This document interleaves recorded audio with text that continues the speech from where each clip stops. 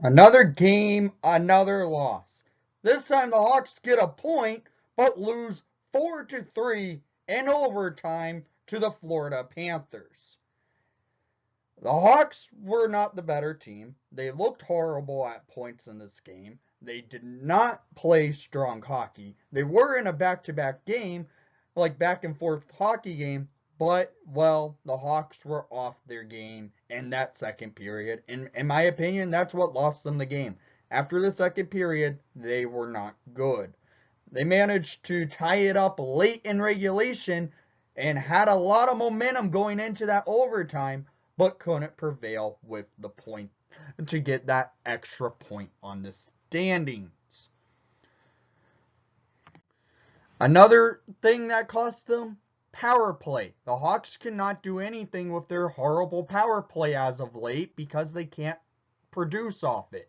They went 0 for 2 in tonight for the power play, and both power plays really were just in the first period, and one went into the second period. That's it.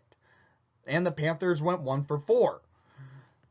This was a back and forth game, yeah, but the Hawks couldn't prevail.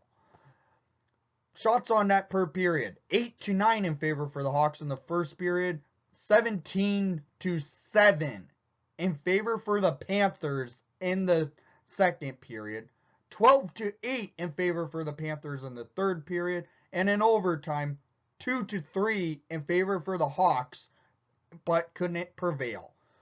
Total shots on net, 39-27 to the Panthers. Right here, that's it. It's already known the Hawks season's over, but that was a rough loss by the team. They couldn't prevail getting that extra point. They managed to gain a point, but couldn't prevail to get the second point in the game. Hits in tonight's action, 40-36 in favor for the Panthers. Face-off percentage, it was a 50-50 split, and Kirby Dach was actually outstanding at the dot for the Hawks tonight, but the Hawks could not prevail. That's it. The Hawks were outplayed by the Panthers by the skating aspect. They were not there to. The Hawks clearly are the worst, one of the worst teams in the Central Division, yes, and they can't prevail against top-end talent like the Panthers, like the Lightning, like the Hurricanes. If they were to, they could be a playoff team, but no. So let's get to the goals of the game, shall we? In the first period, there was only one goal scored, and it came at 13:47 in the first period. And that was scored by number 11, Adam Gaudette. His first as a Chicago Blackhawk, fifth on the season, assisted by number 17, Dylan Strome. And number 8, Dominic Kubalik, to give the Hawks a 1-0 lead over the Panthers. But we go to this period was more so just a back and forth period. The Hawks managed to get on the board. Yes, they got the first goal of the game. Usually you can prevail with that. But no, because we go to the second period and all momentum goes to the side of the Florida Panthers. And they get an early one, kinda, in the period at 7:47 in the second period on the power play. Wimberg scores his 13th of the season, assisted by Weegar and Huberdeau, to make it 1-1, and we are tied off the power play. Duncan Keith gets sent to the box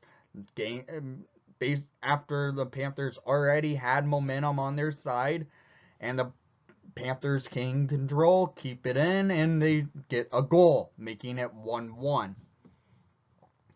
But the Hawks are able to get the lead back at 10:09 in the second period. Scored by number 28, Vinny Hinostroza. His third goal on the season. Assisted by number 38, Brandon Hagel. and number 77, Kirby Dach, to make it a 2-1 Hawks lead 10 minutes into the second period. This goal was a beautiful pass by Hagel, feeding Hinostroza to make it a 1-goal lead again.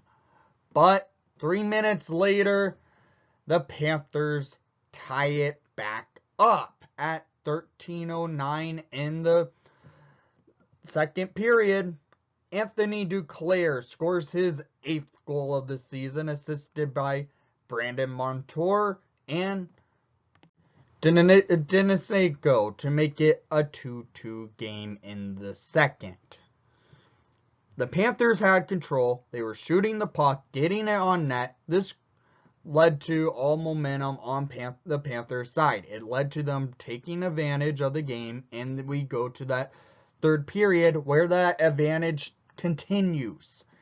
The momentum was all on the Panthers side. They were getting opportunities off, and well, at 9:09 in the third period, Brandon Montour scores his 7th of the season, assisted by Wimberg and Nuimavada to make it a 3-2 Panthers lead. The control was all on the Panthers side.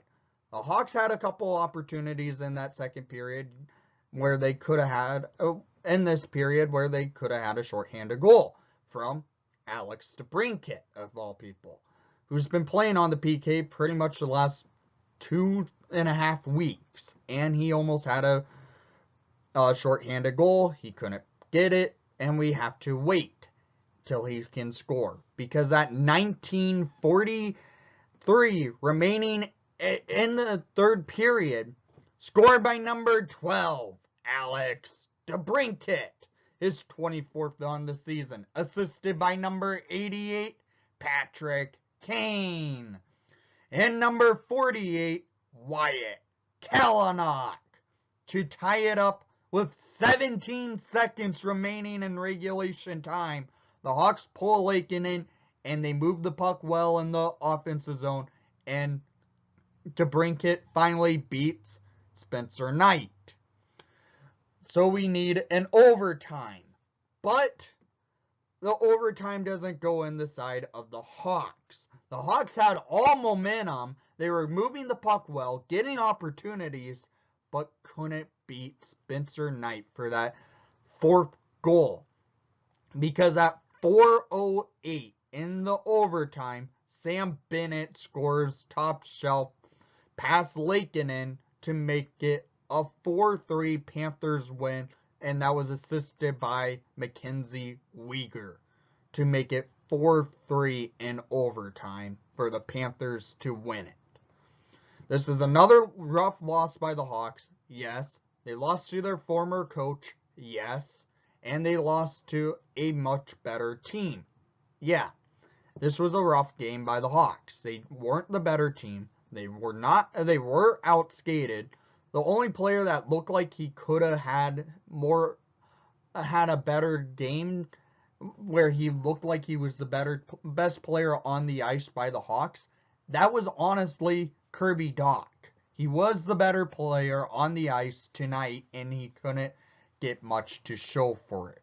So, down in the comments down below, I want to hear what your thoughts were on tonight's game, and thank you for watching the broadcast. Please leave a like and subscribe if you haven't done so already, and most of all, this another ref loss, but this season pretty much is over. Let's go Hawks.